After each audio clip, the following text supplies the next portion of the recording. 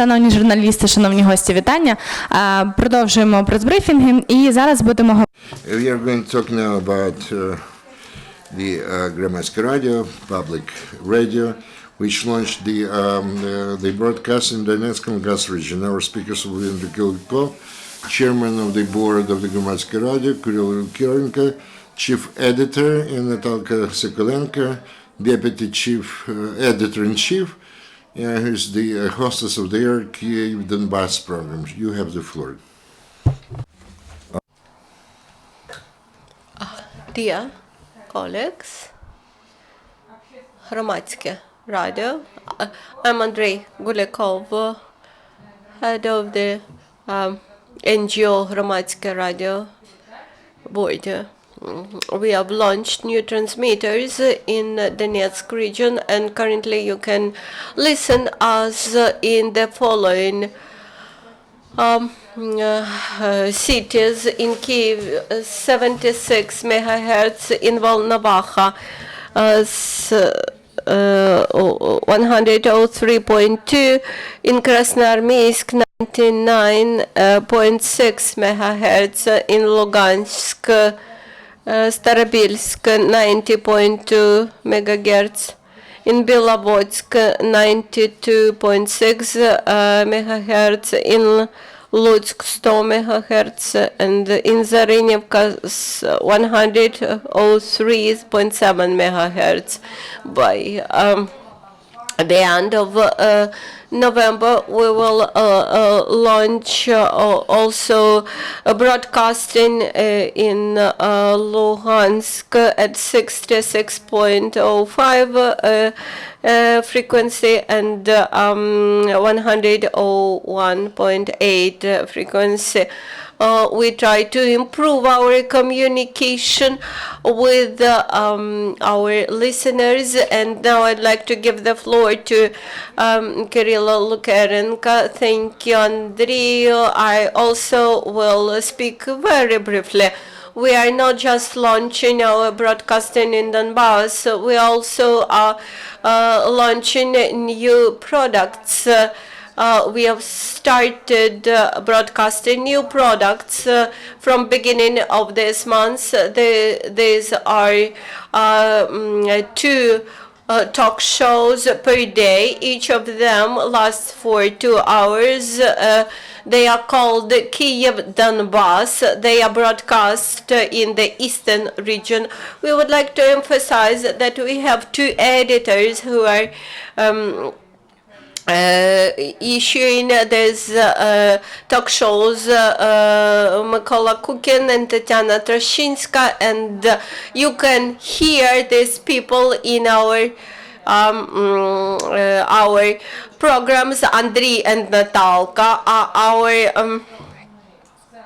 program leaders, and we broadcast our products 24 hours a day, and Russian speaking programs are 5 hours per day. That is what you can hear in Donbas region. Now in Donbas and in Kyiv, currently we have 8 transmitters, and by the end of November we will have 10 transmitters broadcasting our programs. Now I'd like to give the floor to Natalka Sokolenko, who leads 2 talk shows and who will ask for money. We have started fundraising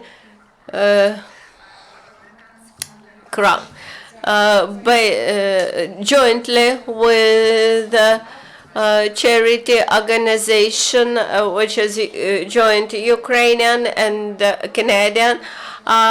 It is called Razom, that is together. We have Luba Shipovich, Canadian activist, and she promoted very much this fundraising because last year we had just 1 program. This year we have 3 programs, 3 regular programs, which require funds. Dear participants of the press conference. You can also contribute in at crowd rights at the following website.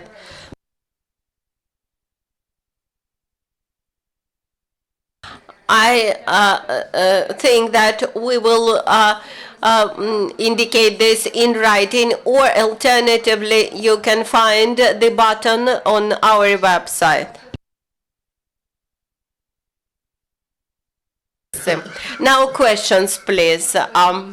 Oksana Mitnitska, my question is probably on behalf of those who watch us online, whether you plan to extend your line of programs and whether you design them for what age group do you design them, 25 plus or younger? Thank you for this question. As of the moment, we design our programs and the programs which are projected for the future. From New Year, we very much hope that we will launch them from January 1st.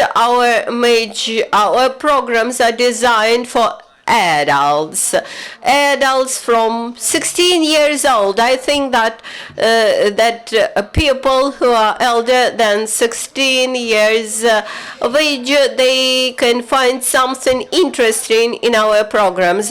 As of now, we have no possibility to make products for the younger audience, but strategically we are thinking about such programs, but these are long-term future. Now we have to develop our network. Now we have just launched several programs, and I would like to remind you that our broadcasting is done in testing regime, and we try to extend it as much as possible. About children, several employees agreed to participate in charity project which is recording Ukrainian folk tales for small children. This is different project for young audience. Dmitry Moroz, TV Channel 5. I have the following question, perhaps addressed to the editor-in-chief. Why in Kyiv and Kyiv region you selected this very uncomfortable frequency which is not available on the modern receivers? Like, for example, I cannot hear your broadcast in Kyiv. We do not have a luxury to have any choice. Actually, we agreed to the only frequency we had in Kyiv. So we agreed to the only frequency we had at our disposal. We became the winners in that. And to buy a receiver which can actually receive this kind of wave frequency, it's not a problem. You can buy a receiver Ukrainian make or the foreign make. The Ukrainian will be more expensive, but high quality. So there are no problem. Those who would like to listen to us, they can do that, either through the receiver or through internet. Actually, where we could hear us, as our listeners inform us, very good reception is in Donetsk, on the way to Donetsk, in the Rostov region, which we're happy about, and if I'm not mistaken, Zoryanivka, just on the border with Russia, and even 40 kilometers inside the Russian Federation, very good reception. So it's a high time to return the historical Ukrainian lands back.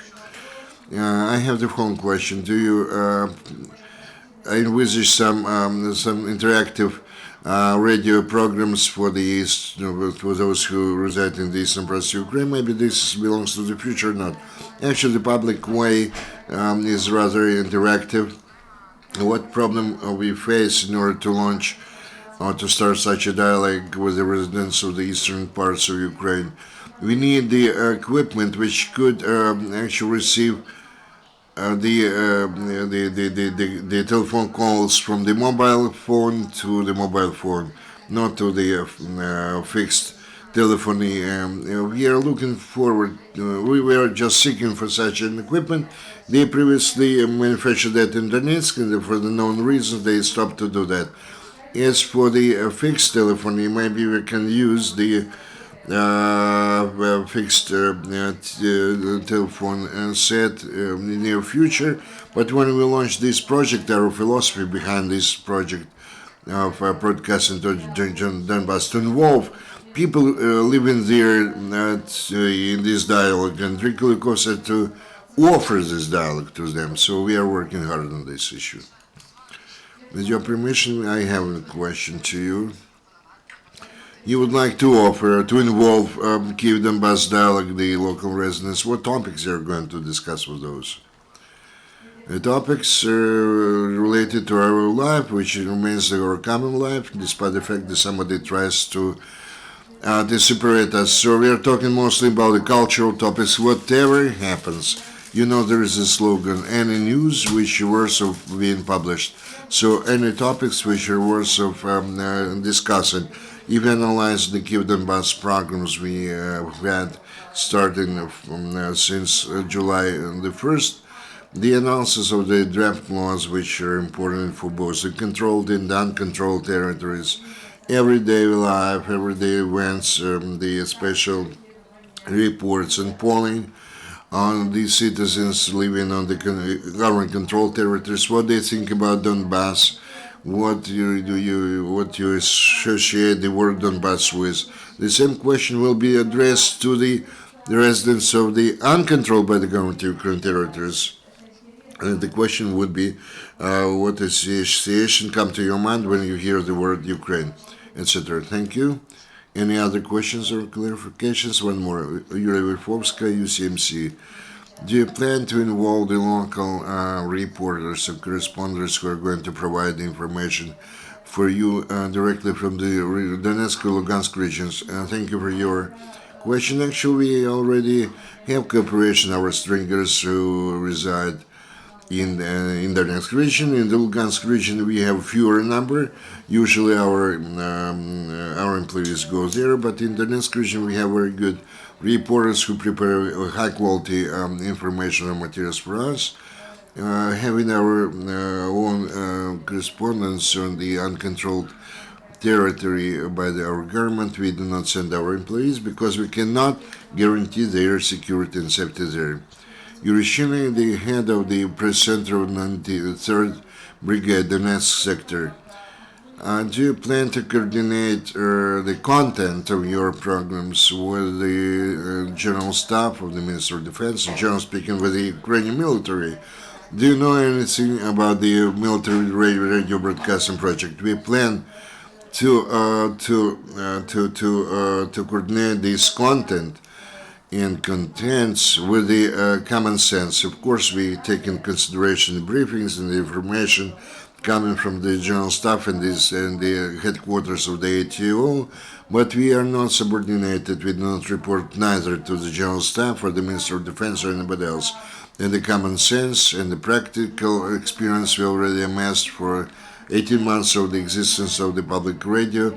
I do not know anything about the military radio. I know something about the military TV, according to which the paratroopers of Ukraine actually do everything possible to conquer the skies, jumping with the parachutes from board the planes. You know, when we are talking about the Ministry of Information, what they are doing, what they are not doing, for those who fight for our country. They said that we have to issue some leaflets or something like that. During one of our discussions, a former journalist and our MP, Sergei Leshchenko, aptly mentioned that there we have the same people as us who serve there. The best way is to buy them the conscription to the new time, новое время, and to distribute it there. But again, many people, not just the servicemen, there are many people who have been mobilized. I mean, not professional military servicemen, some of them were mobilized, volunteers, and actually the more so, in our understanding, the military personnel, these are the same people as we are. As for the special project, which could be launched, for example, by the Ministry of Defense, not the Ministry of State or Ministry of Information, I do support that, what you said, but this has to be done by special people, not just journalists. This must be done by the military guys.